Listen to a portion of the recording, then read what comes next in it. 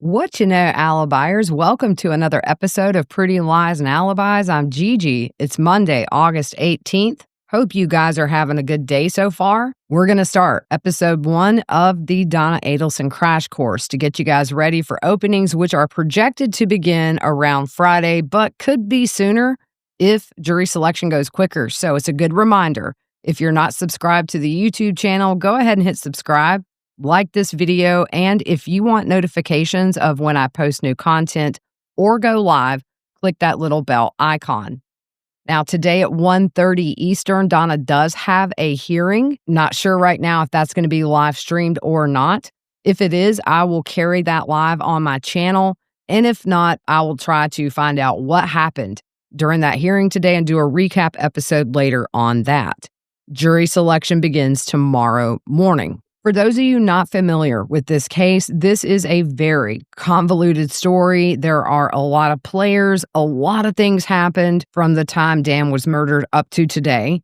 And if I were to tell the whole story, I might be sitting here until Jesus returns. So this is a very condensed version of what we know and what has transpired in the years since Dan Markel was murdered. The gaps will likely be filled in at trial, but I want to give you guys the framework so you are ready. Let's start with the who's who. We have Donna Adelson. She is currently charged in Dan's murder. She was arrested in November of 2023 after trying to flee to Vietnam, which is a non-extradition country. She's married to Harvey Adelson. Harvey was a very successful dentist in the South Florida area. He made a ton of money. And together, they had 3 children, the oldest being Rob Adelson. He lives in upstate New York, and he is a physician. He is married with 2 children, and I call him the good son because not involved in any way in any of this. This is also the first time we will hear from Rob Adelson on the stand. Even though his brother was tried a couple of years ago and convicted, Rob did not testify, but he will testify for the state. Should be very interesting. The next kid is Charlie Adelson. He was a periodontist working for his dad and also working at different offices certain days of the week, kind of across South Florida. He made a ton of money. He was driving supercars and obviously was a ladies' man and dated a lot of women, including Katie Magbanawa, the woman who would become the middle woman between Charlie and the killers. Charlie, as we know, was convicted of his roles in Dan's murder and sentenced to life in prison. Then we have Wendy Adelson. She is the ex-wife of Dan Markel. She's an attorney, and together, her and Dan share 2 boys who were very young when the murders happened. Now they are in their mid-teen years. This case has lingered for over a decade, and the boys have essentially grown up during this time. Now, who's who in the hitman department? We have Katie Magbanawa, who dated Charlie. She is also the significant other of the hitman, Sigfredo Garcia. They do share 2 children together. Now, just to note, in the beginning of the case, Katie was offered immunity by the prosecution where she would have served no prison time in exchange for her testimony or her admitting to what happened. She declined that. So the first trial for Katie ended in a hung jury. She was later tried and was found guilty and sentenced to life. Later on, after that conviction, she sat down with prosecutors and gave a proffer where she told everything. Next up is the hitman Sigfredo, as we know, Katie's long-term on-again, off-again boyfriend. And then we have Luis Rivera. He is a childhood friend of Sigfredo's and also was the leader of the Latin King gang in Miami. He accepted a plea deal and pleaded guilty to second-degree murder in exchange for his testimony and got a sentence of 19 years for his role in the murder of Dan Markel, but that ran concurrently with the 12-year federal sentence he was already serving. He has testified at previous trials, and the general consensus of everybody who's followed this case is he seems to have been very honest in what went down before, during, and after the murder. So let's get into the backstory. Who was Dan Markel? He was 41 years old, and he was a law professor at Florida State University. He was found shot on July 18th, 2014, just before 11 a.m. He was found inside his car, which was in his garage in Tallahassee, Florida. He was shot twice in the head execution style and passed away about 14 hours later on July 19th at a hospital there in Tallahassee. Dan was born to Phil and Ruth Markel on October 9, 1972 in Toronto, Canada. He has one sister. From a very early age, Dan was very committed to his Jewish heritage, and he loved everything about the customs and the traditions, and it was central in his life. After high school, Dan attended Cambridge and Harvard and earned his law degree in 2001. After college, Dan was a law clerk to a federal judge and was working for a law firm in Washington, D.C., where he was practicing white-collar criminal defense. He was thriving, and he was on his way to a partnership. In comes Wendy Adelson. She's also an attorney. They met on a dating app called JDate, which is a Jewish dating app.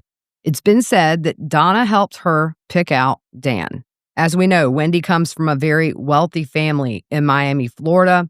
Her father, Harvey, owned a successful dental practice, and her brother joined the practice after graduating college. Wendy's mother, Donna, also worked in the practice on the business end of things. Dan and Wendy's relationship initially was long distance because Wendy was still in Miami in law school and Dan was working in D.C. But the relationship progressed very quickly. They had a really strong connection and they would have weekend trips, so they were able to spend time together. Dan decided he wanted to teach law, and he was offered a job as a law professor at FSU in Tallahassee. The university also offered Wendy a teaching position on a contract basis. Dan and Wendy got engaged, and then they married in February of 2006. Now, I've always said their wedding could be seen as a foreshadowing of the different priorities between Dan and Wendy, and also how Donna inserted herself for her wants with no regard for Dan. For Dan, a traditional Jewish wedding was a priority. Both sets of parents contributed to the cost of the wedding, and the Adelsons hired the caterers. Dan wanted the food there to be kosher, keeping in line with Jewish tradition, but when it was time for the reception, he found that the food was anything but kosher, and his wishes were put aside for what the Adelsons wanted and not what he wanted on his own wedding day. After the wedding, the couple was back in Tallahassee, which is a small college town that really revolves around the university. It's also a far cry from the very fast-paced Miami Beach area where Wendy was raised. They went on to have two sons together, the first born in 2009 and the second born shortly after in 2010. And at this point, Dan was really rising in the legal community. He was a renowned speaker and a very respected legal professional who was in high demand. But at the same time, Wendy was unhappy in Tallahassee and wanted to be home in Miami. That's where her family was, and that's where she was happiest. And over time, she was also unhappy that her career was put on hold to care for their sons while Dan was in such high demand. He was working and traveling a lot. She also felt she wasn't seen as an equal by Dan in the marriage. She said the marriage began to fizzle out once their sons were born, and the loneliness of being married to someone who didn't see her as an equal started to creep in. And this is reflected in a novel that Wendy wrote called This Is Our Story, which really paralleled their lives.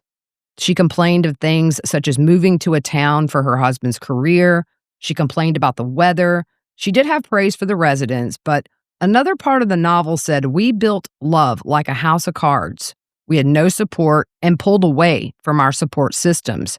We just couldn't make it work for each other." Fast forward to September 2012, Dan was away on a business trip in New York City. While he was there, he confided to a close friend that he thought the marriage was coming undone, saying that Wendy seemed uninterested and depressed. Now, while Dan was on this trip, Wendy was hard at work in Tallahassee, filing for divorce. She also moved some money around in preparation for leaving him. She informed Dan that she was filing for divorce. So Dan leaves New York early to come home to address this issue. But when Dan returned home, the house was largely empty, and the divorce papers, which were filed, by the way, September 10th, 2012, were laying on their bed. After that, Dan really focused on trying to get Wendy to reconcile, but he had no luck with that. She made clear to him that the marriage was over and there was no chance of them getting back together. So they go into the divorce battle, and it was bitter.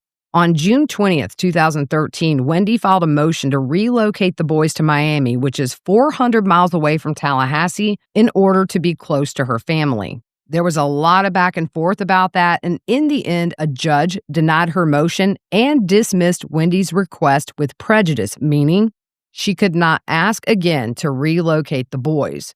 Now, the boys were young at this time, and that meant she would have to remain in Tallahassee until the boys turned 18.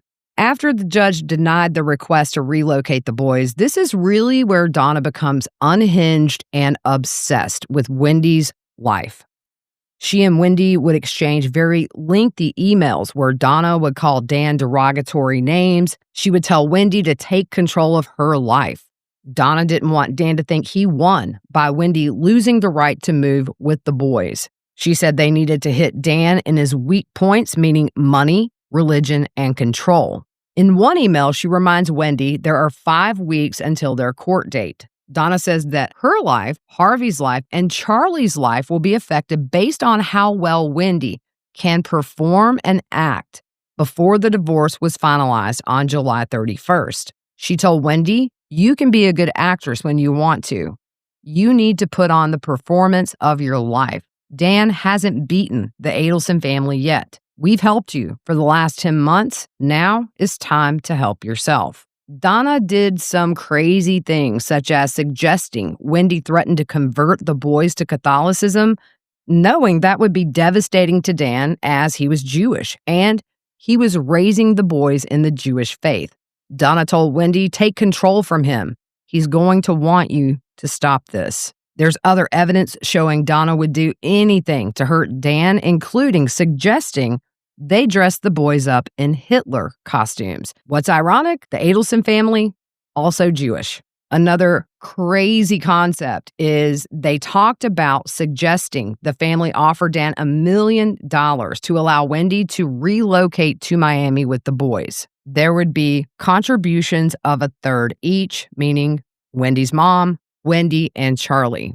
I don't think it's ever been proven that that was actually presented to Dan. If I'm wrong, let me know. That divorce was finalized on July 31st, and they split custody of the boys. Eventually, Dan moved on and began dating a woman, and that was going really well. Friends noticed he seemed happy again, and Wendy also began dating.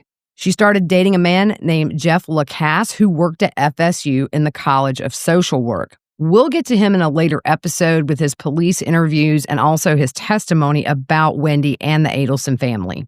Now, for Dan, it was no secret that Donna hated him. For instance, Dan would FaceTime with the kids, and over one session, one of his sons told him that Grandma Donna called him stupid and said he was trying to take her sunshines away from her and that she hated Dan. And on May 15th, 2014, Dan had a hearing in family court where he was asking that Donna only have supervised visitation with his sons. That hearing was continued, and guess what? He was killed before another hearing on that matter could be scheduled.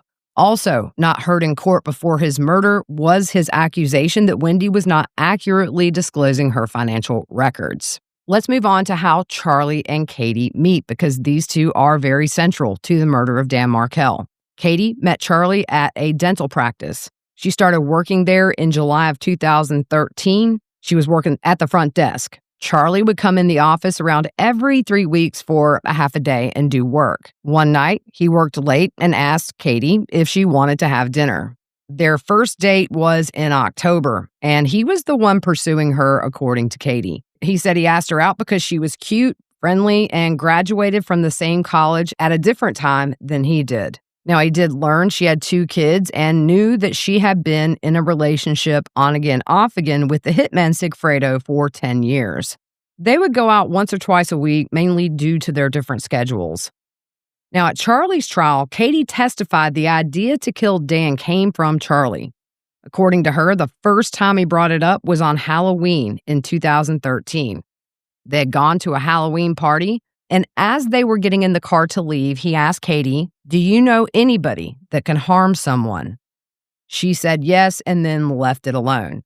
At the time, she claims she did not know who he wanted harmed. She knew Charlie said his parents were stressed and Wendy was having problems with Dan, as well as issues with custody of the boys. She said Charlie painted a picture that Dan was a terrible man and making his family go through a lot custody-wise with Wendy. He told Katie his mom hadn't been sleeping or eating and would refer to the stress from Dan as the cause of that. As far as the dynamic between Sigfredo and Charlie, neither one of them really wanted to hear the other's name. Obviously, Sigfredo wasn't a fan of Charlie's because Katie was dating him. Now, at one of the trials, Prosecutor Kappelman asked Katie if she told Sigfredo and Rivera that the murder was being done for a lady to get her kids back.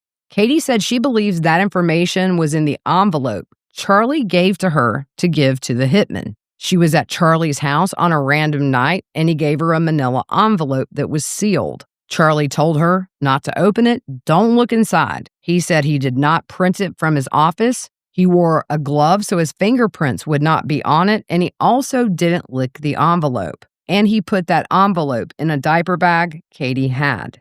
Later on, Sigfredo got the envelope out of the diaper bag, stuffed it in his pants, and left. Rivera took that plea deal and testified at Sigfredo and Katie's joint trial that they had a piece of paper with a photo of Dan as well as his address. I would venture a guess that was what was inside that manila envelope that Charlie gave to Katie. She admits to characterizing the job for someone other than Charlie because Sigfredo probably wouldn't have done it if he thought he would have been helping Charlie out. She does say she thinks Sigfredo knew it was someone connected to Charlie. From October on, Katie said Charlie was planting the seed in her head that this needed to get done. But around June or July, Charlie was more adamant that the job get done. Now, whether that's because they were in the process of rescheduling the supervised visitation hearing, we really don't know, but I really think Dan filing that motion was what lit the fuse for Donna. Katie said she never talked to any other Adelson about the hit other than Charlie. Charlie was the only one handing her the money, but she said Donna did sign checks from the Adelson Institute to Katie, even though she never worked for them. Now, at Katie's retrial, Rivera said Sigfredo approached him a few months before the murder to go with him to Tallahassee. Sigfredo didn't say what the job was, and Rivera didn't ask. But he did tell Rivera he would get $35,000.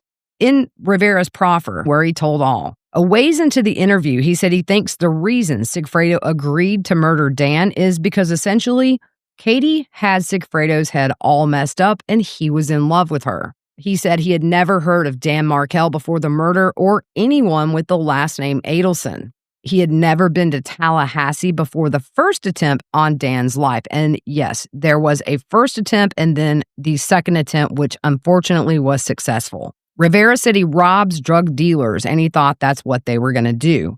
That first trip happened between June 4th and 5th, 2014. Sigfredo rented a Nissan the day before they left for Tallahassee.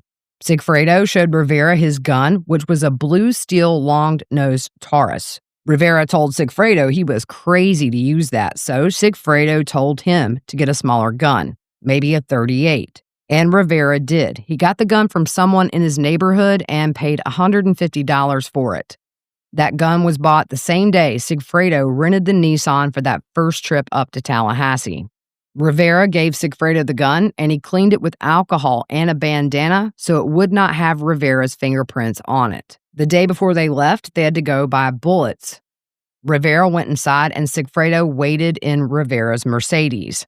Rivera bought 12 bullets for each gun. He said the gun shop sells individual bullets. You can buy 15 of those for around $20. On the first trip to Tallahassee, Rivera said he had 2 phones on his person. He said he always does, and Sigfredo had 1 burner phone.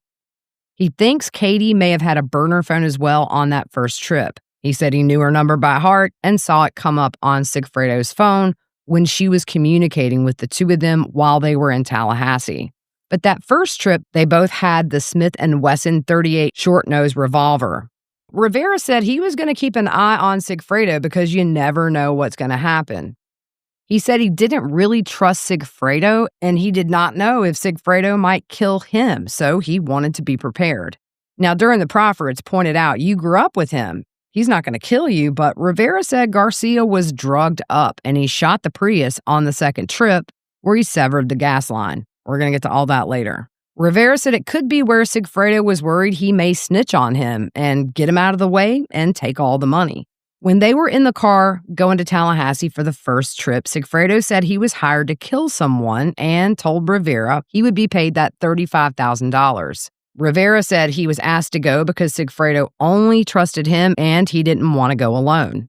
They left around 10 p.m. and they each drove half the way. Sigfredo showed him a color picture of Dan, which was the first time Rivera had ever seen him or heard his name. He believes the paper also had Dan's address on there. The information was typed and not handwritten. Rivera told him, "Never mind the name, I only need to see the picture."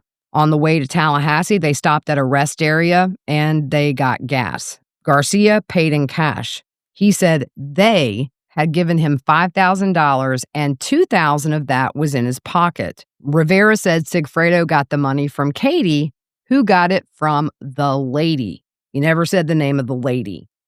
Now, at Charlie's trial, Rivera said that Katie got the money from the people, Wendy and the dentist, her brother. Katie confirmed at his trial that she got the money from Charlie. Sigfredo said he needed money because he was going out of town. Katie would go to Charlie's or would be at Charlie's house and tell him that she needed money for their expenses. Sigfredo gave Rivera $500 and told him to hold it in case he ran out of money. Now, Rivera said he knew Sigfredo would run out of money because he would spend it all on cocaine. At the end of the first trip, Sigfredo maybe had $600 left of what he brought. Rivera said he never heard the name of the lady who wanted her kids back, but on the way up to Tallahassee, Sigfredo told Rivera that Katie was the middleman who was going between the two parties. Rivera suggested they just go rob the lady. That was his intention. He said he didn't know Dan and had nothing against him. So he asked Sigfredo, "Why are you going to kill him?" Sigfredo told him the hit was because the lady wanted her kids back. She wants full custody because he had all the custody. Sigfredo said Katie told him this. On the way up there, Sigfredo and Katie talked on the phone. The conversation was something like, "Hey, babe, are you sure she's going to have the money on time? Tell her don't play because we will show up at her house. Tell her she better have that money." He kept telling her that. Rivera also heard Katie's voice on the other end of the line. When Sigfredo and Katie were on the phone, she would tell Sigfredo to get there quickly, make sure you do everything right, don't do anything stupid, look at the house. And then she told him to call her when it was done. She did tell Sigfredo, "Don't call me so much." He said Katie thought it would be done that first night that they were there on the first trip. They drove through the night to get to Tallahassee, and they couldn't remember how to get to Tallahassee. He said Sigfredo was drunk, and so they bought a paper map. They looked at it, then threw it in the glove compartment. Once they arrive in Tallahassee, they see a man that Rivera describes as a crackhead. Garcia said he didn't have any identification and asked the man to rent a hotel room for him and Rivera, and he would pay him $20 to do so. So the man rented the room. Sigfredo and Rivera stayed in the same hotel room, and they never separated. They ended up staying for 3 nights total. Now, the day after arriving, they see someone selling drugs and ask for a 40 of cocaine. They keep buying from him that night, and in fact, they met up with this person again the next month when they came back, and the murder was successful. Sigfredo had his number. Rivera said on that first trip, they scoped Dan out for those 2 days to see where he goes, what routes does he take. And at Charlie's trial, Rivera said that Sigfredo got out of the car and poked around Dan's property. He went to the back of the house to see if anybody was home. They parked at Winthrop Park and waited for Dan to come out. Sigfredo told him that Dan drove a black Nissan and the windows were not tinted. So he told Rivera, "You will see him." When Dan did come out, they recognized the car and decided to follow him to the preschool where he dropped his sons off. But they lost him at the daycare. So they went to Hooters, and then they drank, and they went back to the hotel room, and they partied. The next morning, that was day 2 of them stalking Dan. He had the same routine of going to the daycare. Now, Rivera said he didn't want to kill Dan over his kids.